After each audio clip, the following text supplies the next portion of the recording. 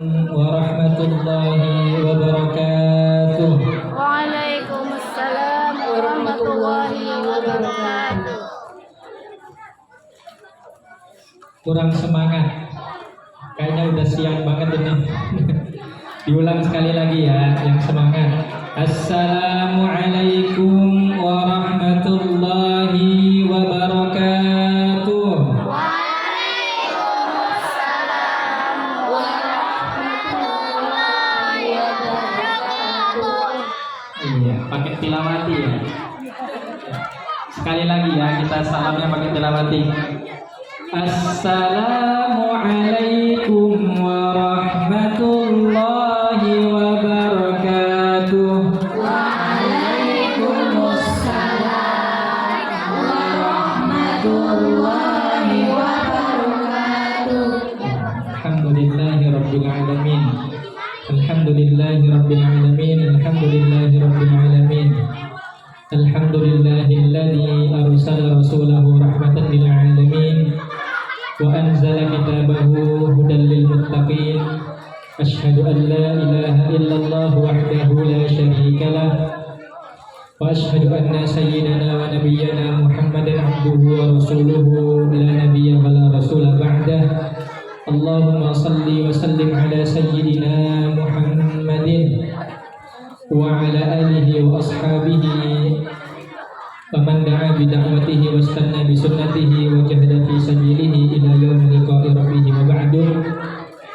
Yang sama-sama kita hormati, kita ta'zimi, kita muliakan bersama, kita harap-harapkan keberkahannya kepada pengasuh Rumah Tahfidz Nurul Qalam, kepada yang terhormat Al-Ustaz Abi Lubsidin beserta istri beliau, yakni kalau kami manggilnya di Istiqlal itu Bunda Nyai, Bunda Nyai Wafiyatul Husna, yang insya Allah beliau dan keluarga senantiasa dijaga oleh Allah Subhanahu wa Ta'ala, diberikan, dilimpahkan kebaikan dan keberkahan. Amin ya rabbal alamin. Juga kepada seluruh dewan asatidah dan seluruh jamaah hadirin wal hadirat, juga kepada para santri sekalian, juga wabil khusus kepada para tokoh masyarakat, para alim ulama yang mudah-mudahan kita semua senantiasa dimuliakan Allah Subhanahu wa Ta'ala. Alhamdulillah, kita bersyukur kepada Allah Subhanahu wa Ta'ala atas nikmat yang begitu luar biasa yang Allah berikan kepada kita. Kemudian salawat dan salam kepada junjungan kita baginda Nabi besar Muhammad sallallahu alaihi wasallam, pembawa rahmatan lil alamin. Hadirin yang dimuliakan Allah Subhanahu wa Ta'ala, Bapak Ibu yang saat ini sedang berbahagia karena mempunyai anak-anak yang insya Allah nanti tidak hanya membawa bahagia di dunia, tapi insya Allah juga membawa kebahagiaan di akhirat. Amin ya rabbal alamin. Jadi ada pepatah mengatakan tak kenal maka tak sayang.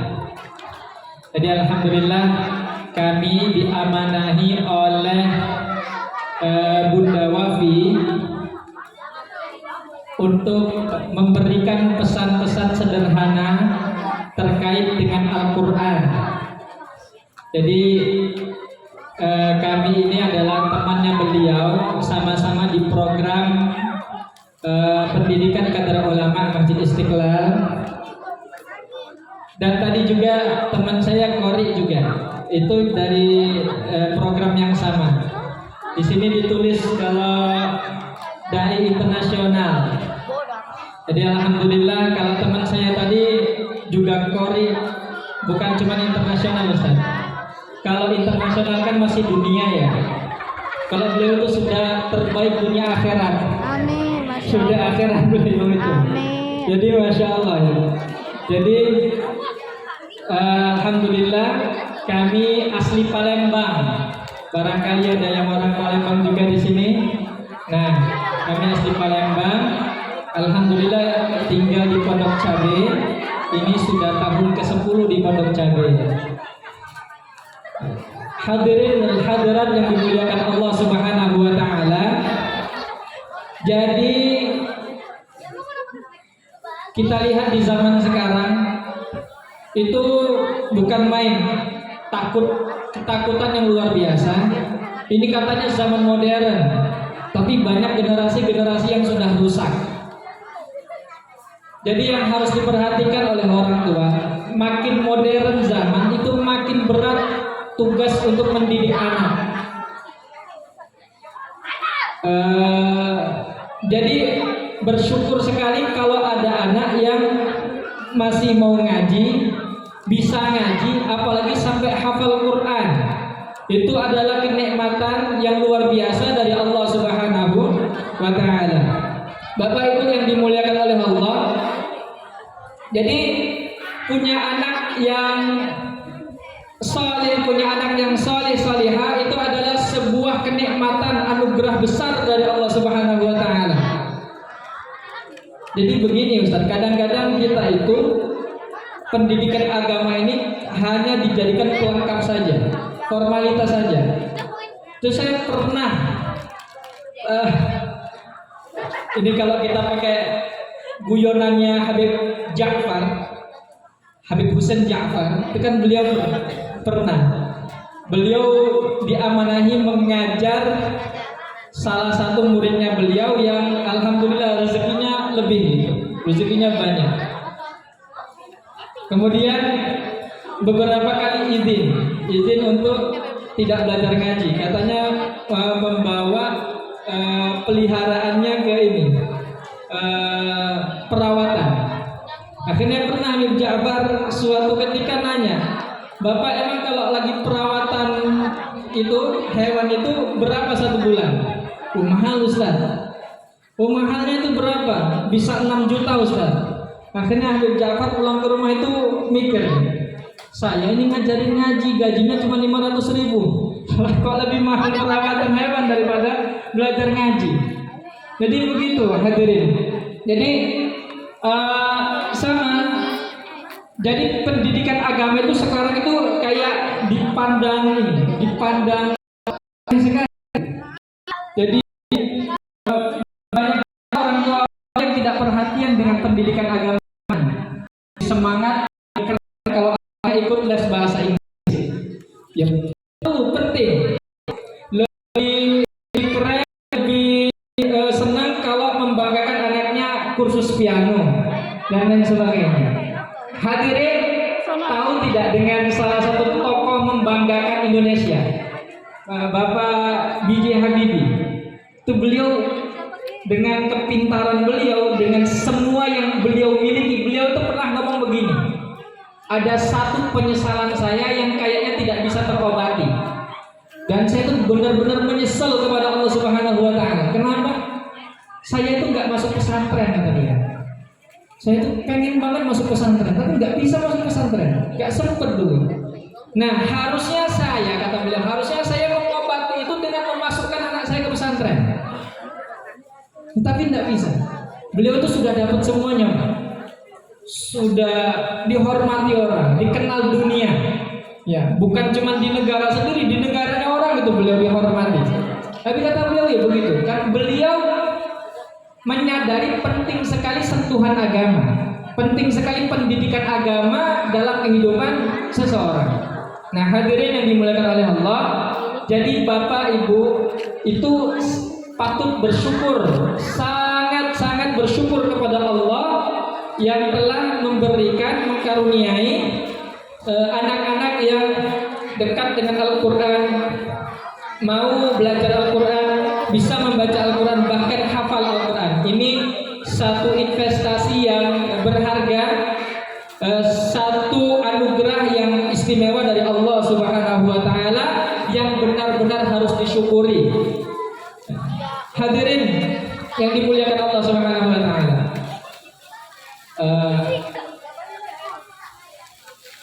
Ada salah satu hadis dari Nabi Muhammad sallallahu alaihi wasallam itu begini. Inna lillahi ahlina minan nas. Kata Nabi Muhammad menyampaikan kepada sahabat, wahai sahabat, sesungguhnya Allah itu punya keluarga dari kalangan manusia. Itu sahabat saat itu kaget. Kok bisa Allah punya keluarga dari kalangan manusia? Akhirnya sahabat bertanya, qalu man hum ya Rasulullah?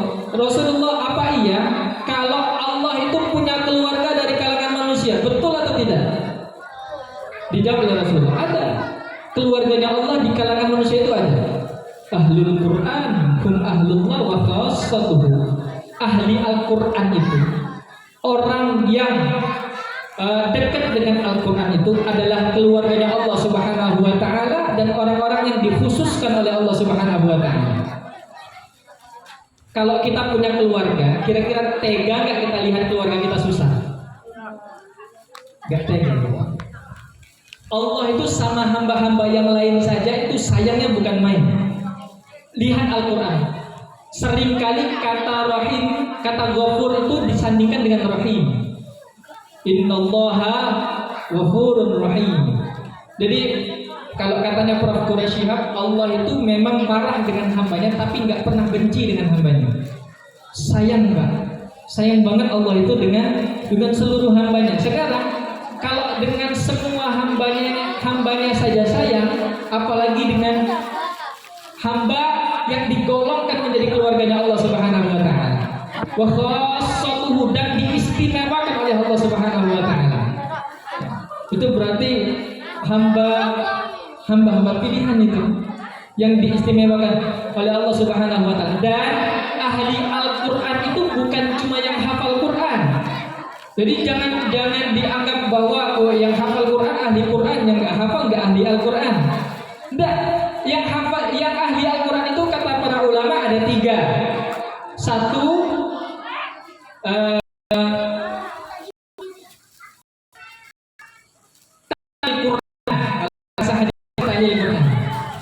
bukan qari'ul Quran, bukan qiraat tapi tilawah. Apa beda dengan qiraat? Kalau qiraat itu kayak Quran, yang baca saja. Tilawah itu di atasnya qiraat, baca kayak makan hari-hari. Itu namanya tilawah itu. Sama kayak makan itu, kalau kita nggak makan kan nggak enak. Kayak ada yang kurang gitu.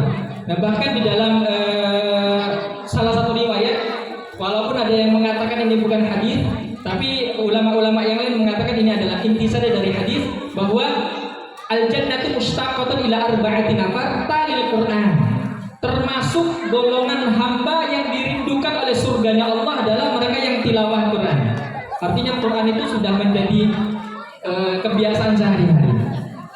Hadirin yang dimuliakan oleh Allah, jadi menjadi keluarganya Allah Subhanahu wa ta'ala itu kalau bisa bayar, banyak yang bayar tuh. Itu kalau pendaftaran keluarganya Allah, ada pendaftarannya, ada pembayarannya. Itu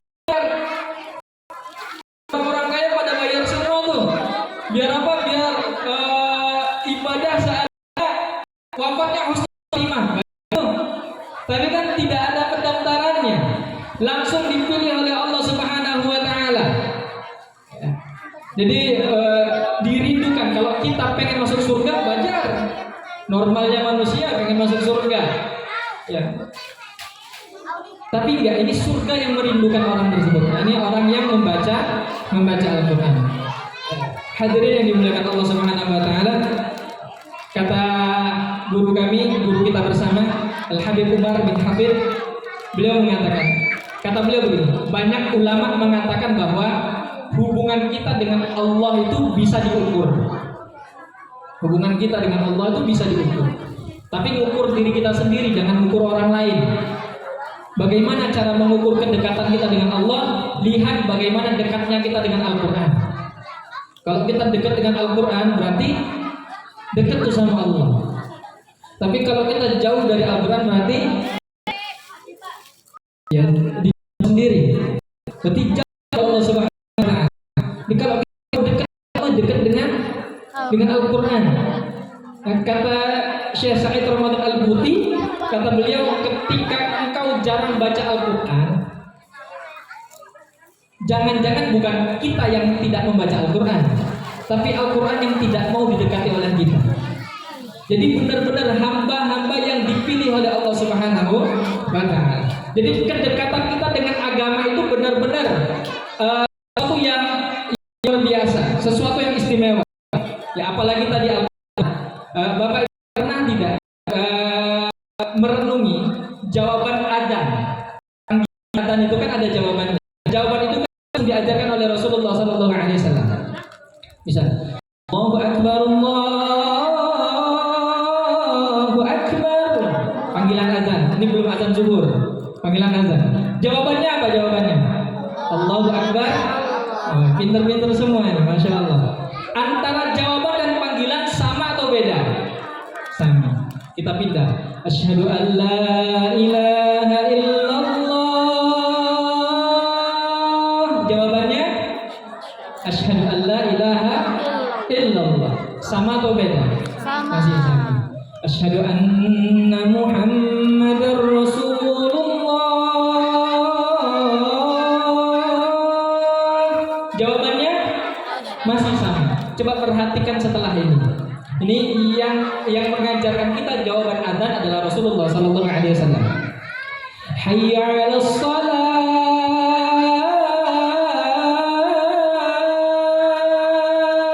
Jawabannya la haula la quwwata illa billah al-'aliyyil 'azim. Walaupun nanti di redaksi yang lain itu sama hayya 'alas shalah, tapi kata Abu Ya Sayyid Muhammad bin Ali Al-Maliki di dalam kitab ini misalnya beliau mengatakan bahwa sanad atau riwayat yang kuat yang la haula wala quwwata illa billah. Begini, ketika panggilan hayya 'alas shalah, hayya 'alal falah, ayo salat, itu ditafsirkan oleh Rasulullah itu apa? Pintu pertama untuk mencapai keberhasilan yang hakiki. Salah, kemenangan hakiki. Apa yang Rasulullah? La haula wala billah aliyil azim. Seakan-akan kami tidak mempunyai kekuatan untuk sholat ya. Kami tidak bisa sholat kecuali Engkau yang menggerakkan kami sholat. Jadi ketika kita ini banyak sekali sholat itu hanya dijadikan formalitas. Padahal kalau kita sholat itu benar-benar harus disyukuri itu. Berarti apa? Berarti Allah masih sayang dengan kita. Kadang-kadang sholat formalitas. Misalnya ini Jumatan banyak banget laki-laki yang menganggap Jumatan itu sebagai formalitas. Padahal kalau mereka tahu ada di dalam riwayat itu malaikat itu standby dari ba'da subuh sampai khotib naik mimbar. Standby di mana? Di pintu-pintu pertama kali di batas-batas masjid untuk mencatat orang-orang yang datang ke masjid Jumatan sebelum khotib naik mimbar. Itu dicatat oleh malaikat tuh nama kita dan nama orang tua kita. Nah, setelah khotib naik mimbar, apa tugas malaikat? Malaikat meninggalkan posnya masing-masing, ikut mendengarkan khutbah. Makanya kalau jadi khotib Jumat itu jangan sembarangan itu. Kenapa didengerin malaikat? Malu kalau salah-salah itu. Nah, jadi banyak sekali. Kenapa belum Jumatan, belum berangkat? Nanti nunggu khutbah kedua. Ini kenapa belum Jumatan? Nanti nunggu iqamah. Jadi padahal sholat itu adalah sesuatu yang benar-benar kita syukuri bersama. Bapak Ibu mau tahu tidak? Kalau kita dekat dengan Allah itu apa yang kita dapatkan? Kalau kita dekat dengan Allah apa yang kita dapatkan? Kita ambil contoh peperangan Badar, perang Badar. Perang Badar itu kira-kira kalau dalam hitung-hitungannya manusia secara normal kira-kira umat Islam kalah atau menang? Harusnya kalah, Pak. Harusnya kalah. Kenapa kalah? Umat Islam itu hanya 313. Di dalam kitab tafsir itu dijelaskan 313 itu kendaraan perangnya, kudanya cuma 2. Itu kira-kira 313, 2 berapa persen itu? Ya berapa persen itu sendiri. Bukan urusan matematika. Terus baju perang, itu kira-kira dari 313 ada berapa baju perang?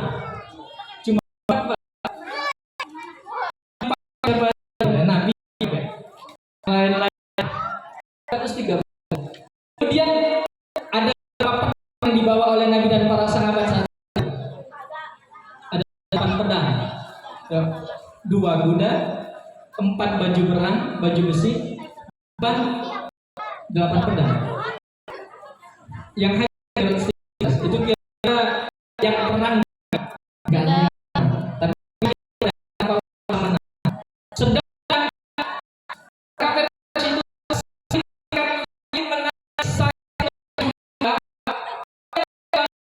biasanya kan strateginya yang depan dia yang pegang,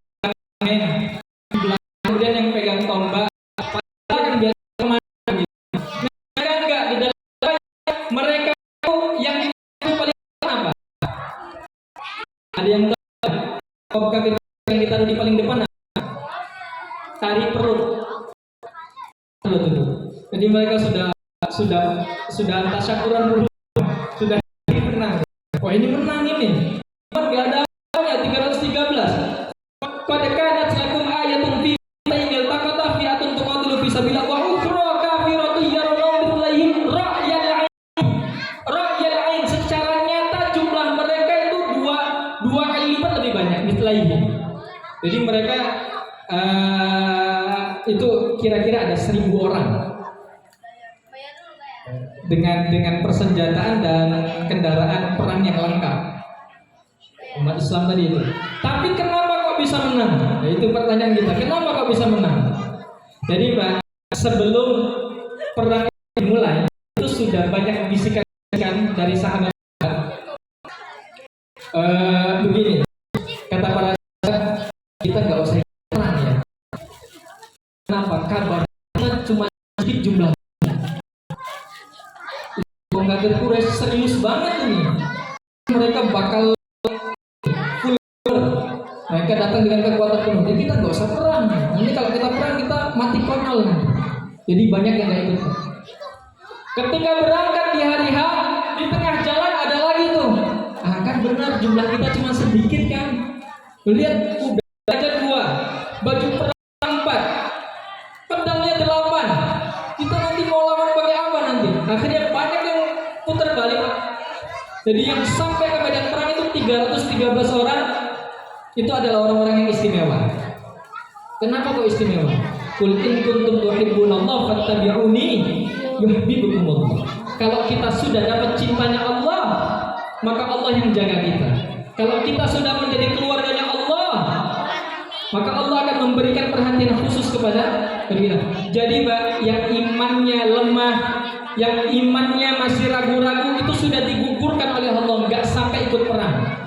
Semua yang ikut perang itu adalah orang-orang yang benar-benar keyakinannya totalitas, yakin betul kepada Allah dan kepada Rasulullah SAW. Maka kemudian diberikan kemenangan. Diberikan kemenangan, kenapa? Karena patuh dengan Nabi Muhammad SAW dan punya modal kuat. Apa itu modalnya? Keimanan.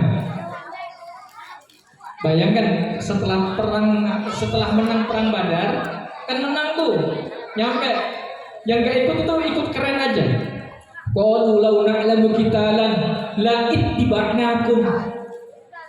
La taba'nakum. Jadi mereka gak apa-apa kita menang juga ini, walaupun kita gak ikut. Kita nggak ikut aja menang, apalagi kita ikut ya, kira-kira begitu. Jadi setelah itu ada perang Uhud kan. Itu semangat lagi tuh sahabat. Kayak Badar kemarin kita menang, ini Uhud kita harus ikut ini. Nah, karena sahabat ada keyakinan menang ketika Badar kan itu. Di riwayat itu juga dijelaskan unik bahwa panahan yang dilepaskan dari anak panah dari itu ada yang sampai ke tanah, jadi menggantung di langit-langit itu. Jadi itu lawannya siapa? Sampai mereka itu ada yang saling sikut gini. Kayaknya kita pulang aja deh. Kenapa? Yang kita lawan bukan manusia. Nah, kalau sudah Allah yang nolong itu sudah di luar nalar tuh. Jangan pakai ini, nggak nyampe gitu. Ketika perang Uhud, kalau bahasanya Al-Quran bukan kalah, kan? Perang Uhud itu bahasanya Al-Quran bukan kalah, tapi sengaja dikalahkan. Waliya'lamal ladzina nafaqu wa qila lam ta'alu qatilu fi sabilillah wa idfa'u. Sengaja dikalahkan. Kenapa? Allah itu pengen membuka sahabat-sahabat yang munafik di antara golongan Rasulullah. Kan Rasulullah itu nggak pernah membongkar orang-orang munafik. Rasulullah itu nggak pernah membongkar orang-orang munafik sama sekali. Makanya Mbah Maimun Zubair itu berpesan kepada santri-santrinya, kalian kalau takbiran itu walau karihal kafirun, walau karihal musyrikun. Kalau mau ditambahkan dua itu aja. Jangan pakai walau karihal munafikun, jangan. Kata beliau jangan pakai itu. Nah, makanya santri-santri Mbah Mun itu nggak pakai itu. Walau karihal munafikun itu nggak pakai. Rasulullah itu menyimpan rapat-rapat orang-orang yang sudah dibocorkan oleh Allah sebagai orang munafik. Yang tahu itu cuma satu sahabat, Pak. Namanya Hudzaifah ibnul Yaman. Hudzaifah itu ketika Sayyidina Umar sudah jadi khalifah, Umar itu ini merangkul ya kan sudah jadi karena dia tahu kalau itu punya daftar boleh nggak kalau daftar munafik saya beli aja. Saya cuma mau tahu siapa aja yang munafik itu. Umar itu masa kita gitu. Akhirnya sama Hudzaifah itu enggak ini amanah dari Rasulullah, enggak mau saya bocorkan. Berapapun kamu bayar tidak akan saya bocorkan. Tapi kan pintar. Akhirnya Umar itu setiap kali ada orang yang wafat di zamannya beliau itu minta tolong asistennya untuk cross check dulu. Hudzaifah datang apa enggak? Kalau Hudzaifah datang, saya datang. Tapi kalau Hudzaifah enggak datang, saya enggak datang karena saya enggak mau menyolati orang munafik. Jadi saat perang Uhud itu sengaja dikalahkan karena pesan Allah apa terjadi jangan tinggalkan bukti. Kemudian beberapa sahabat kemudian tergiur dengan harta rampasan perang sampai akhirnya sengaja dikalahkan, bukan kalah tapi sengaja dikalahkan. Jadi Bapak Ibu yang dimuliakan oleh Allah, jadi kalau kita dekat dengan agama, dekat dengan Allah itu sudah, jangan khawatir. Jangan khawatir dengan apa yang bakal terjadi besok dan lain sebagainya. Asal berusaha dan terus beriman kepada Allah, insya Allah semuanya diatur dengan baik oleh Allah Subhanahu Wa Taala. Nah sekarang kita masuk nih. Tadi kan keimanan, sentuhan agama dan sebagainya. Nah ini terakhir. Bagaimana kalau ternyata kita dekat dengan Al-Quran? Yang tadi, kalau dekat dengan Al-Quran, berarti kita dekat dengan Allah. Kalau jauh dari Al-Quran, berarti kita jauh dari Allah Subhanahu Wa Taala. Dijelaskan di sini bahwa man ahabbal Quran faqad ahabbahullah wa rasuluh. Semakin kita cinta dengan Al-Quran, semakin Allah cinta dengan kita. Jadi bersyukur sekali kalau seorang anak itu masa kecilnya indah sekali, dekat dengan Al-Quran. Salah satu hal yang biasa, salah satu hal yang insya Allah ini anak tidak hanya membahagiakan di dunia, tapi insya Allah jadi kabar gembira nanti di akhirat. Amin ya rabbal alamin. Hadirin yang dimuliakan oleh Allah, keistimewaan Al-Quran. Bahkan Nabi itu bilang begini, afdhalul ibadati ummati qiraatul Quran nazaran. Nabi itu halus sekali menyampaikan sesuatu. Nabi mengatakan, nanti di akhirat nanti ada amalan yang paling kalian bangga-banggakan. Bahkan nanti ada amalan yang paling kalian andal-andalkan, tapi kalian tidak menyadari itu dan menyesal sekarang. Apa itu wahai Nabi? Qiraatul Quran nazaran. Baca Al-Quran tapi dengan melihat tulisannya. Kenapa kok Nabi sampai menekankan nazaran, melihat tulisannya? Kenapa? Karena Nabi sadar betul kalau yang hafal itu cuma sedikit. Yang hafal itu sedikit. Jadi Nabi mengatakan, ya baca Al-Quran. Imam Abdullah bin Ali Al-Haddad itu walaupun beliau buta dari kecil, hafal Al-Quran, tapi beliau itu tetap mendawami Al-Quran. Habib Umar mengatakan bahwa beliau lebih senang, itu sebenarnya hadis dari Nabi. Habib Umar itu kan hafal Quran kan, tapi kalau lagi baca Quran itu senangnya lihat tulisan. Iya, lihat tulisan. Beliau baca Quran nggak lihat tulisan itu pas ini, pas sholat. Tapi kadang-kadang juga baca Al-Quran juga. Jadi kata beliau, jangan mentang-mentang hafal Quran, kalian meninggalkan melihat Al-Quran. Melihat Al-Quran itu kata Nabi pahalanya dua. Mulut dapat pahala, mata juga dapat pahala. Tapi kalau hafalan yang dapat pahala cuma mulutnya saja. Jadi hadirin dimagari oleh Allah. Jadi Nabi menggunakan standar yang paling minimal, baca Quran. Dan ini apalagi ini sudah diajarkan membaca Al-Quran, kemudian sampai hafal. Alhamdulillah. Tadi juga disinggung pakai metode tilawati. Kami juga pakai metode tilawati, Ustaz. Alhamdulillah pakai metode tilawati. Di Palembang juga kami terapkan pakai metode tilawati. Alhamdulillah ini tahadus bin ni'mah, bukan ahli Al-Quran. Tapi alhamdulillah saya alumni Al-Quran, alumni Jombang dulu, dan sampai sekarang masih berusaha mendawamkan Al-Quran. Alhamdulillah. Iseng-iseng daftar ke Korea, malah lulus ke Korea, Ustaz. Tahun pertama 2024 diberangkatkan oleh Kemenpora RI.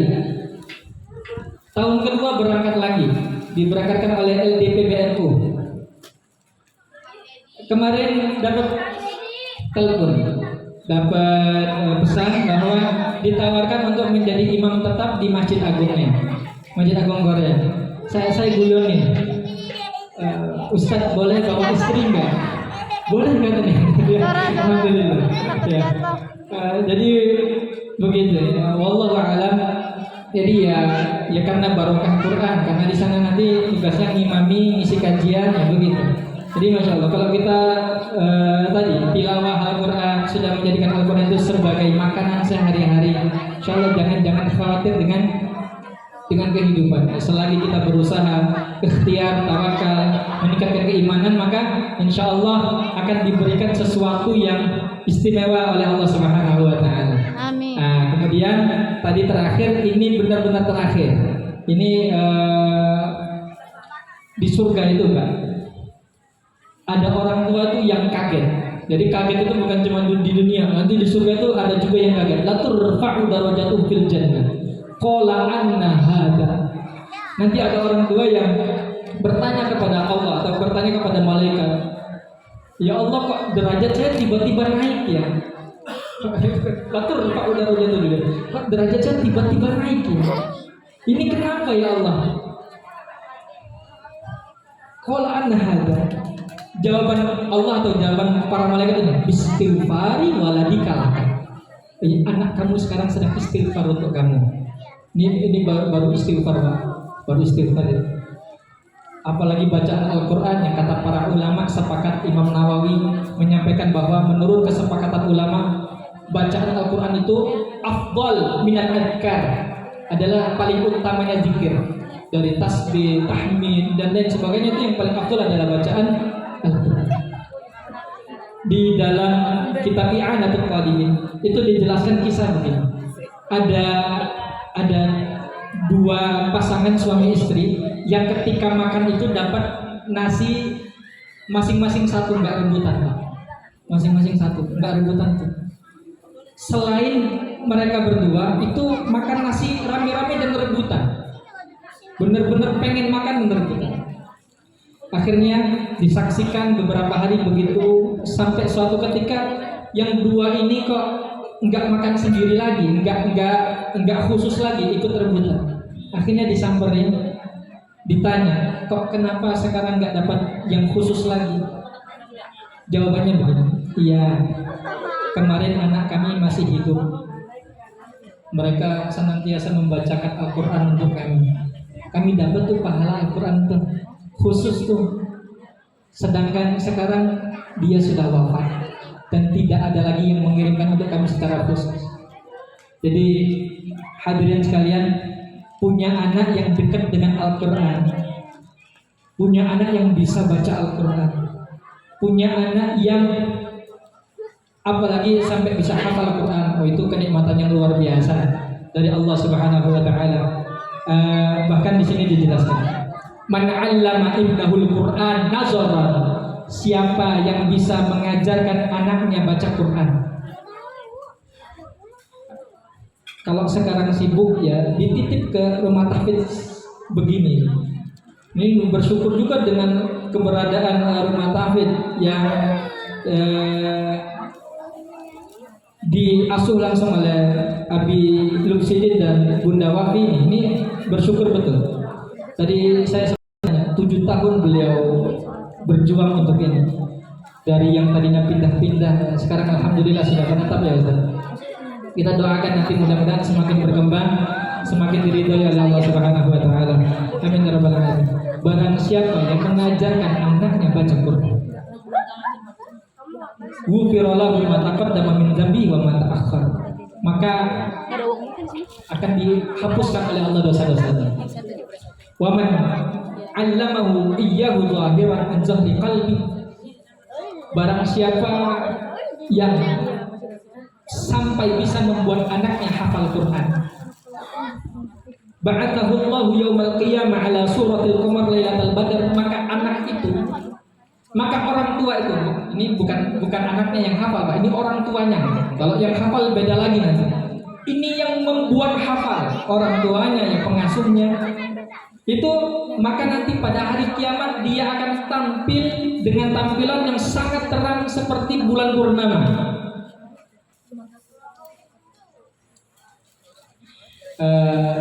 Wa yuqalu libnihi. Kemudian ma min rajulin yu'allimu waladahu al-Qur'an fid dunya. Siapa yang mengajarkan anaknya Al-Qur'an di dunia, illa tuwija abuhu yaumal qiyamah. Nanti pada hari kiamat orang tuanya akan dipanggil oleh Allah Subhanahu wa taala dan dipakaikan mahkota oleh Allah Subhanahu wa taala. Bitajil jannah ya'rifuhu bihi ahlul jannah bita'limi waladil Qur'an fid dunya.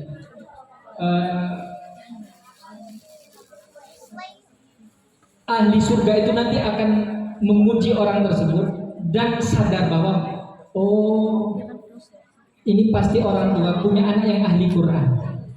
Sampai begitu, Pak. Jadi nanti di surga itu ada tingkatan cahaya-cahayanya. Yang paling terang itu orang yang menjaga sholat 5 waktu. Kemudian yang kedua itu yang ahli Quran tadi.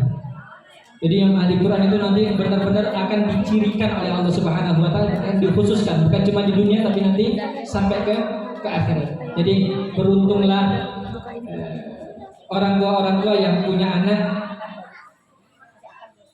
ahli Quran.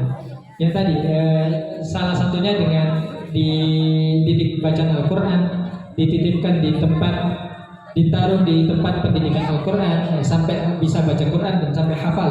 Mudah-mudahan anak-anak kita menjadi anak-anak yang istiqomah. Amin.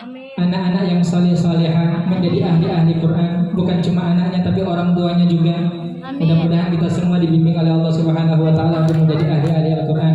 Amin ya rabbal alamin. Kita juga doakan kepada Ustadz Abi Lubsidin dan Ustadzah Wafiaul Husna dan Nurul Qalam, mudah-mudahan dimudahkan oleh Allah Subhanahu wa taala dengan semua syiar-syiar dakwahnya. Kemudian Nurul Qalam menjadi wadah yang diridhoi oleh Allah Subhanahu wa taala, makin berkembang dan bermanfaat untuk banyak orang. Lahir dari Nurul Qalam ahli-ahli Al-Qur'an, hafidh-hafidhah yang insyaallah membawa kebaikan untuk orang-orang yang ada di sekitar. Amin ya rabbal alamin. Mungkin ini saja yang bisa kami sampaikan dalam kesempatan